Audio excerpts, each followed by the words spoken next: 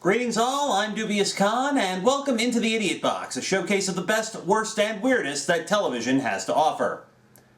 Let's talk reboots. Reboots seem to be everywhere today, from long-running movie franchises to new versions of classic TV shows. If there's a property some executive in Hollywood grew up with, odds are it's going to get a reboot somewhere down the line. But while reboots seem to be everywhere right now, they aren't actually anything new. Reboots have happened all the time, especially when an old property suddenly gets a brand new audience and thus a sudden influx of income. This happened in the mid-90s with the classic TV comedy, Get Smart. Created by Mel Brooks and Buck Henry, Get Smart was a half-hour comedy spoofing the super spy genre at the height of the James Bond craze.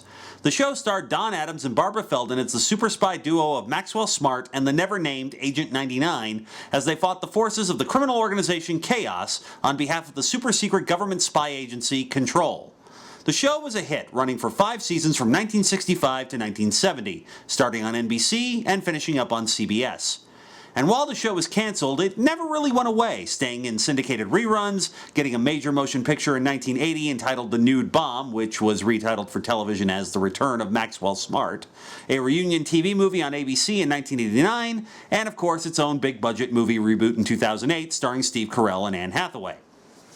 But in between the reunion movie, Get Smart Again, and the 2008 big-budget motion picture, there was another attempted reboot in the mid-90s. One that was spawned when Nick at Night got the rights to the original series and put it into its primetime lineup, and the ratings went through the roof. The Fox network, still struggling to be taken seriously at this time, noticed and immediately rushed into production a brand new Get Smart series, one for the current generation, where we would see Max become the chief of control, 99 become a congresswoman, and their son Zach now becoming a full-grown field agent. This seemed like it couldn't miss. And what happened? Missed it by that much. So let's see where this show went wrong. Aside from deciding to cast Andy Dick in the lead role. In the 1995 reboot of Get Smart. Obviously, times have changed for both Control and Chaos since the end of the Cold War. And as we see in the first episode, there's a new leader of Chaos with a new vision for a post-Cold War world. The goal of the new Chaos? Total world economic domination. There's an indestructible new fabric called tralon. It's worth $50 billion to the Chaos Corporation. We must have it. And no one will stop us. Yep, Chaos has gone corporate. And with their new leader, the mysterious chairwoman at the helm, they've actually gotten a lot more dangerous than they were in the 60s. And as for things on Control's end, Maxwell Smart has become the chief of Control, and as we see, his wife, the former Agent 99, who is still unnamed and is constantly referred to either by her number or her official title, is now a congresswoman who is in charge of Control's budget.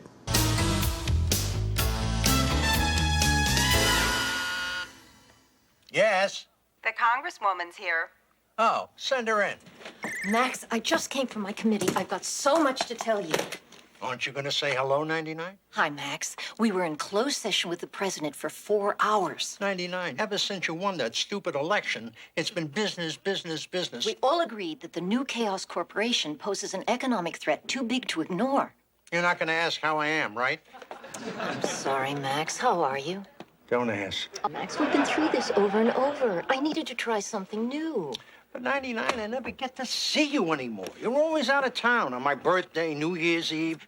On our anniversary, you went to Norway to give an award to some figure skater. I asked you to come along. Oh, come on, 99. You know there's a price on my head in Norway. Now, in the original series, Max and 99 fell in love, got married, and eventually had a pair of fraternal twins, a boy and a girl. But since the kids kind of interfered with the spy dynamic of the show, they were usually just pushed off to the side, and primarily used as off-camera gag fodder. They weren't even given names. Until now. Meet Zachary Smart, Max and 99's son, who works in Control's research department. But Max has other plans for his offspring. Forget about that, son. I've got great news for you. Your mother got our funding approved, so you can kiss your job at research goodbye. Max? I am promoting you to full agent status. Really? You mean it? I mean, I have waited so long for this moment. Right now, I am in the sky, and I am floating. Axme iwe isgas de isthe remember Ray? Oh, secret code, huh? Come on, 99. The boy's ready for action. Like a thirsty zebra. Hear that? Like a thirsty... What does that mean? Nothing, Max. It's just Andy Dick trying to pass off uncomfortable weirdness as comedy. And speaking of uncomfortable weirdness, it's time to meet Zach's new partner. Oh, there you are, 66. Hi, Chief. The blood broth fits perfectly, Dwayne. Let's go ahead and load it. What I do for my country. I've got a mission for you, 66. Have you ever done any modeling? Would have been a waste of grade A meat if I hadn't. Yeah, this is Agent 66, and if you don't get the joke, 66 is 99 turned upside down. And that goes in terms of characterization as well as in terms of how the numbers look when you write them down. Where 99 was demure, modest, and self-effacing, 66 is brash, bold, in your face, and because this was on the Fox network in the mid-90s, constantly in skin-tight or revealing outfits. What exactly is happening here? We're protecting President Mazabuka, silly. Between you and me, all night long you've been treating me very... interestingly. Zach, you saved my life. Today I saw you in a whole new light, a light that is begging to be turned on. Your earring. It's gotta come off sometime. Okay, I like what you're doing, but shouldn't we be thinking about the ring? Zach, this is so I can love you better if you give me time. Just like cheese to cheddar, I'm what grapes are to wine. No matter how it comes across, if you're the winter, I'm the frost. You're the meatball and baby, I'm the sauce. Baby, I'm the sauce. Move out of the way, people! Look, everybody, I'm naked! And keep in mind, this is not a slam on Elaine Hendricks, who is honestly one of my favorite TV actresses. Given good material, she can turn in a really stellar performance. Hell, honestly, you don't need to look any further than her role as reformed succubus turned fashion designer Roxy Wasserman in The Middleman. Hate it. Hate it so much I want to gouge my eyes out. Hate it so much I want to gouge your eyes out. Oh, good Lord. They look like the Addicted to Love girls. Roxy, this was your concept. It stinks. We're in a pad load of trouble, Rox. I'll say, it looks like you're wearing Hitler's smoking jacket. It looks even worse on a girl. I know. This, however, is not good material. So the plan is basically this. To keep the tralon dress out of Chaos's hands, 66 will model it, thereby being ready for any attempts to steal it. Of course, Zach doesn't make a great first impression on the dress's creator. I tremble at the thought of your touch. I'm sorry, pal, but I don't swing that way. That was the code, remember? Oh, yeah. My lust for you knows no bounds!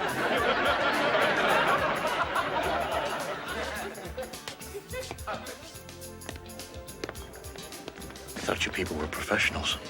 I never should have asked the government for protection. He's new. You better have this under control. I spent 10 years developing tralon.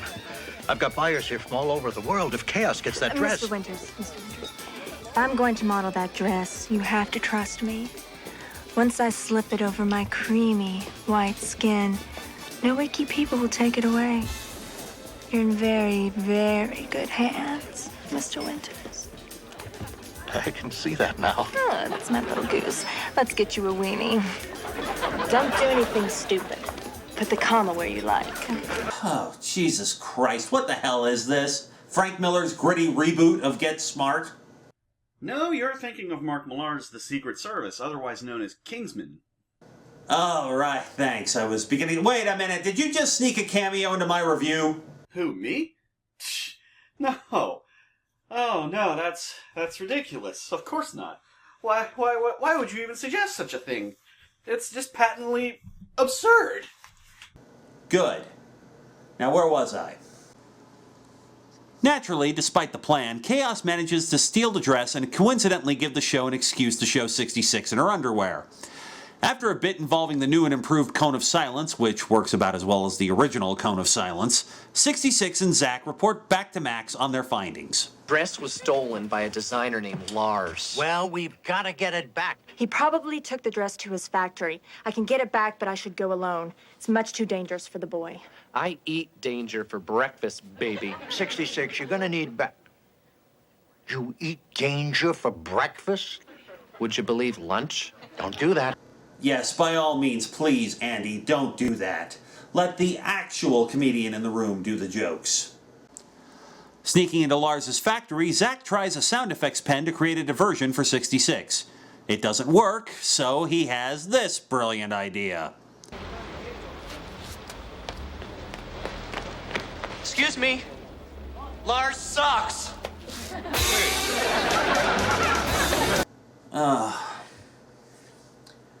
When did we go from this? Have you got a good grip, Max? My hands are slipping, Chief. I better wipe them off. Go right ahead, Max.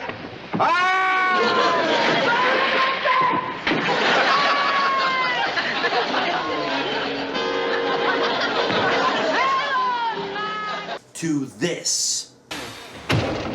That didn't hurt. Yeah, because that line certainly merited a laugh track.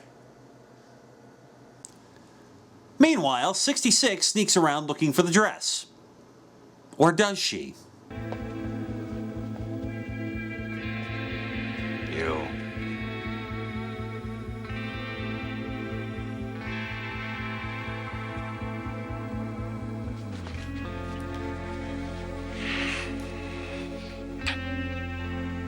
I thought you'd never get here.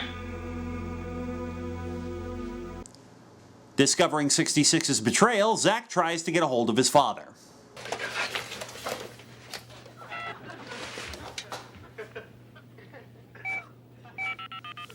Dominoes. Wrong number. This is the Chief of Control, Maxwell Smart. Dad. I'm not in my shoes right now. If you're calling about the ad for the common gear, press 1. If you're calling with top secret information, press 2 and leave a message. Oh, God! Thanks for that. Yeah, I really needed the image of a naked Don Adams marring my psyche for the rest of my life, show. And predictably, this happens.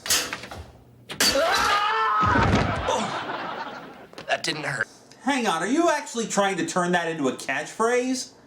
Okay, granted, one of the hallmarks of Get Smart has been the memorable catchphrases uttered by its characters over the years, but those were actually natural and came out of character and were funny. That didn't hurt just sounds like some pathetic loser trying to pass off his own incompetence. Oh, wait. Just before Zack is drowned in a vat of orange dye, he's rescued by a convenient plant worker. No sooner is Zack conscious than he's off to stop Lars and 66 from getting away. However, things aren't quite what they seem. Hold it right there. This is Chief of Control. The building is surrounded. Oh, now everything's ruined. Dad, we're putting the brakes on your evil little scheme, 66. If that's your real number. You've got a lot of explaining to do, 66. If that's your real number. Lars was about to lead me right to his chaos contact. I could have nailed them both. Ha! Dad, she's lying. She tried to have me killed. Who do you think made sure Agent Zero was there backing you up? Feeling okay, Zach? Zero? Is that you? Yeah. Although it is difficult finding neck hair on such short notice. I did call Zero. Duh. You're still not off the hook, 66. You were heading for that door with that dress to give to Chaos. It's not the real dress. I made the switch when the lights went out. Oh, you may fool one smart, but you'll never fool two, sweetheart.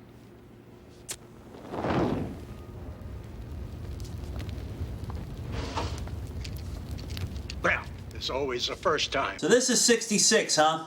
A stubborn, hot-headed, sexually forward loner who pretty much does whatever the hell she wants in defiance of her superior's orders?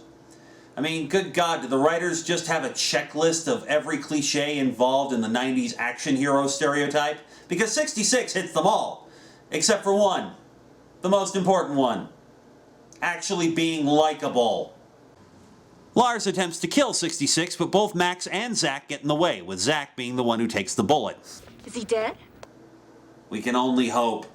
Of course he isn't, because he's carrying around the control field manual, which of course stopped the bullet. So the day is saved, and 66 makes up with Zach. I'd like to apologize for not trusting you with my plan. Thank you. But I'm not the apologetic type. No, of course not, because quite clearly, you've been written as a snobby bitch. Where are you going? Skiing in Austria. Don't ask. The Sultan doesn't like it when I bring guys on the jet. Wait! I mean, we just had a whole mission together, and I don't even know your real name. It's tattooed somewhere on my body. Since we're partners, I might just let you look for it. Oh, Jesus. This is Caveman all over again. This version of Get Smart lasted 7 episodes before it got canned, and it's not hard to see why, because the producers of this version missed what made the original work. Yes, when it came to the deductive side of things, Maxwell Smart was an idiot, but that was counterbalanced by the fact that when the action started, Max was actually really competent and could get the job done. Additionally, Max was often aware when he was being a moron or when things were just getting silly. By contrast, Zach is a complete idiot in every capacity. In addition to being a grade A moron, he's completely incompetent in the field, and more often than not only succeeds due to sheer dumb luck or 66 bailing him out. Not only that, Andy Dick and Elaine Hendricks have zero chemistry together. It's almost painful to watch them interact. You get more entertainment value out of the show when the Chaos Villains of the Week show up, or whenever Don Adams and Barbara Feldon are in a scene. And God love the two of them for trying their damnedest to make this new version of the show work. Don Adams and Barbara Feldon slip into their old roles easily, and anytime they're on screen, they not only manage to make this lackluster writing entertaining, but they actually make it funny. It's no coincidence that the only good episode of this show is the 6th, Worst Enemies, which features the return of Max and 99's old nemesis Siegfried, played once again by Bernie Capel, and he too slips back into his role with ease, and it's a delight to see him and Adams go through the same shtick that made their interactions so much fun.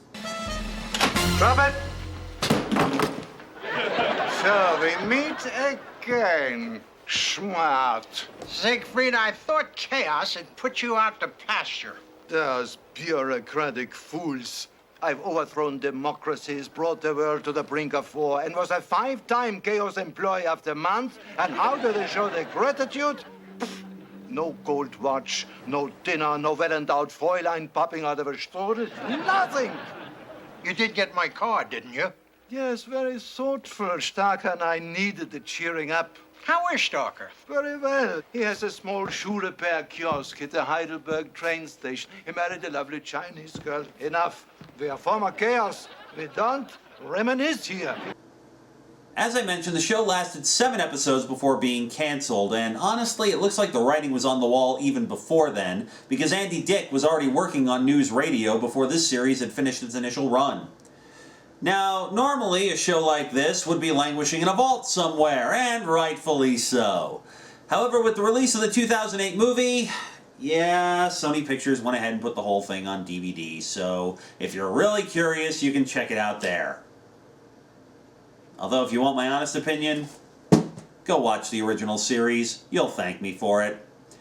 I'm Dubious Khan. Join me next time for another trip into the Idiot Box.